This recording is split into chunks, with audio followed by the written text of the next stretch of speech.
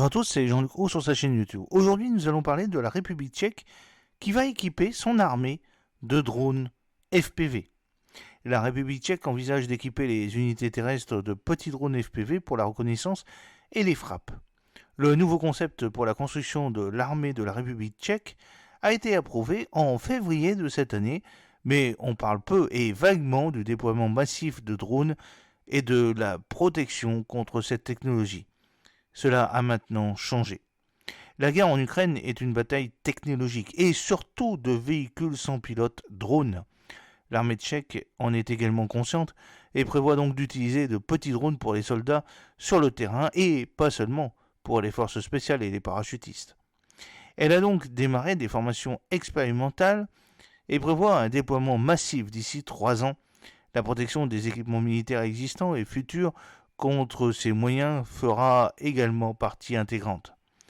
La raison n'est pas seulement le conflit en Ukraine, mais aussi l'implication des plus hautes autorités militaires dans une initiative qui fournit à ce pays attaqué des milliers de petits drones dits FPV. Ils sont assemblés en République tchèque à partir de pièces provenant principalement d'Asie. Les machines sont compactes, mesurent une trentaine de centimètres. L'assemblage final a lieu en République tchèque. Nous avons vérifié que nous étions capables de produire tous les composants, mais cela ne serait pas économiquement viable. C'est pourquoi nous importons certaines choses d'Asie. Milan Mikulski, qui est cofondateur de l'association des groupes, a expliqué les détails de la production. Aider l'Ukraine a ouvert les yeux de l'armée. L'armée tchèque suivra le même chemin. Grâce à l'aide de l'Ukraine et la fourniture de ces drones, nous acquérons également le savoir-faire nécessaire pour notre propre armée, a déclaré son chef, le général Karen Kelha, qui est le président d'honneur de l'association susmentionnée. Le plan initial de l'armée était d'acheter de gros drones de reconnaissance et d'attaque. L'armée a reconsidéré cette décision. Aujourd'hui, il est tout à fait normal que des enfants de 15 ans pilotent des drones. Et nos soldats, au niveau tactique de base, ces soldats qui seraient quelque part sur la ligne de front en cas de conflit, n'ont pas la possibilité de regarder derrière eux la maison ou la colline qui se trouve devant eux. Nous avons estimé que cela devait changer, explique le général Roman Hita, qui est le directeur de la section sécurité du renseignement de l'armée. Les soldats achèteront donc bientôt des centaines de petits drones qui seront utilisés dans toute l'armée. Nous travaillons intensivement à l'acquisition de multicoptères particulièrement petits afin d'obtenir une connaissance immédiate de la situation au niveau des commandements les plus bas. De tels changements nécessitent des préparatifs approfondis, notamment l'organisation de cours. Par conséquent, contrairement aux spécialistes du 533e bataillon de véhicules aériens sans pilote, l'utilisation de drones par d'autres types de troupes sera une tâche secondaire.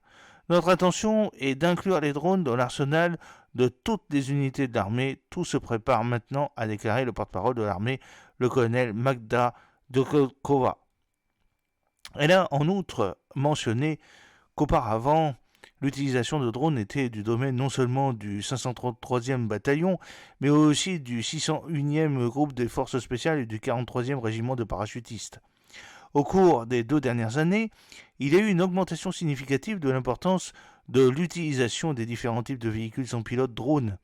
Auparavant axés sur des unités spécifiques, les drones atteignent aujourd'hui également les fantassins, déclarait Durogova. Entraînement expérimental pour les drones d'attaque, les FPV, feront également utilisés par les militaires à des fins offensives, c'est-à-dire armés. Probablement transporter des explosifs comme en Ukraine, les soldats s'entraînent déjà à cet usage. Des cours de formation expérimentaux sur les petits drones FPV d'attaque tactique sont actuellement en cours avec des unités sélectionnées. Nous attendons leur application précoce. L'armée s'intéresse également aux armes dites de rodage, c'est-à-dire aux drones suicides à un horizon de 3 ans, a ajouté le porte-parole de l'armée. Alors vous avez une petite photo montrant un soldat ukrainien avec un drone FPV sur le front de Zaporizhzhia. Les soldats devraient se procurer prochainement cette technique qui n'a pas été utilisée dans l'armée jusqu'à présent, et ce, en provenance d'Israël. Là-bas, l'armée a également demandé des drones Héron pour plus de 2 milliards de couronnes dont ils ont finalement été vendus. Je peux confirmer que des négociations sont en cours avec un fournisseur spécifique de systèmes de munitions de secours, mais nous sommes tenus au secret commercial. L'intention de l'armée est d'acheter 10 jeux de ces munitions et plus de 200 missiles, y compris des munitions d'entraînement, a déclaré le lieutenant-colonel Vitemila Krystsova. Bien qu'elle n'ait pas mentionné le fournisseur, il y a des spéculations sur le fabricant israélien Uvision, qui a une co-entreprise avec la société d'armement Rheinmetall d'Allemagne. Par exemple, il participe à la production de chars Léopard, qui sont également utilisés par l'ACR. Sa série Hero, notamment le modèle Hero 120, répond aux exigences de l'armée tchèque, le même type qui a été acheté par la Hongrie l'année dernière. Pour 40 postes d'opérateurs et 400 missiles, ils ont payé 140 millions d'euros, soit environ 3,5 milliards de couronnes. Alors renforcer la protection des équipements militaires, c'est l'armée qui compte non seulement sur le déploiement des drones et des munitions suicides, mais aussi sur la protection contre ces moyens qui, à des coûts relativement faibles, sont capables de décimer des équipements blindés coûteux. La protection contre les véhicules sans pilote est un problème complexe qui nécessite une modification des procédures tactiques et opérationnelles, ainsi que le camouflage, l'utilisation des cibles trompeuses, une détection avancée. Nous effectuons des analyses de manière continue. Par exemple, lors de l'exercice expérimental Drone Shield de l'année dernière, certaines solutions de protection sont à la disposition de l'armée et sont également envisagées dans de futurs projets lors de l'achat de nouveaux équipements. Nous connaissons les capacités de notre adversaire potentiel et nous avons donc l'intention de renforcer encore davantage cette protection.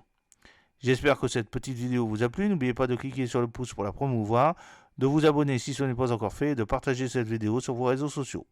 A très bientôt, fidèlement, Jean-Luc O.